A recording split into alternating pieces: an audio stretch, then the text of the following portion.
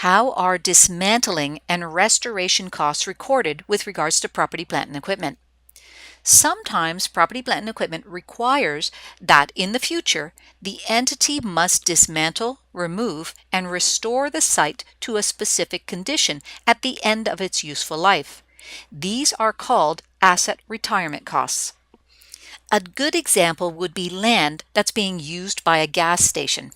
Because the soil might be contaminated, companies which own and operate gas stations are required by law to clean up the site to a condition similar to what it was before the station was actually constructed. This is also true for a mining site and companies that own landfill sites. If dismantling and restoration costs are legally required, then they must be included in the cost of the property, plant, and equipment when the property, plant, and equipment is acquired. And they must be also recorded as a liability because that liability is already known today. This is under both IFRS and ASPE. Why does an entity have to recognize these costs as a liability now, well before that cost is actually going to be incurred?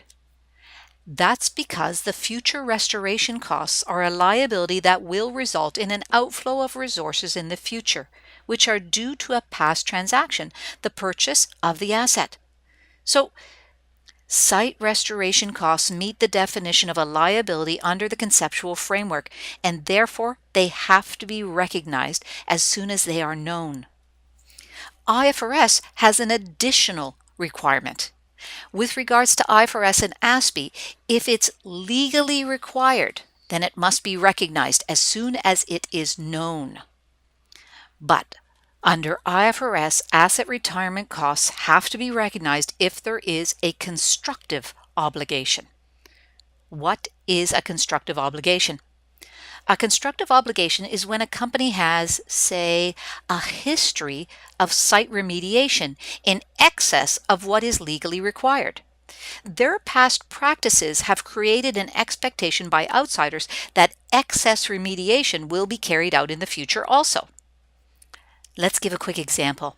Let's assume a company in past, whenever they have stopped using a piece of land, they have landscaped the land so as to improve the neighborhood.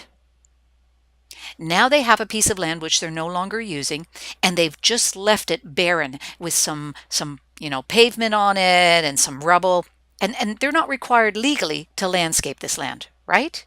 But they have always in the past done site remediation, landscaping, so that it improves the neighborhood. It is reasonable that outsiders outside of the company would expect them to continue to do this moving forward. In that case, when they purchase a new piece of land in a neighborhood where there is a constructive obligation to improve the site if they stop using it, they would have to recognize the cost as part of the asset plus the liability of this site remediation, even though it is not legally required for them to do so. Let me just reiterate that. Actually, I'm going to write it down. I'm going to reiterate it and write it down just so it's clear. So under IFRS, the costs of both legal and constructive obligations must be recognized, both the cost with regards to the property, plant, and equipment and the liability.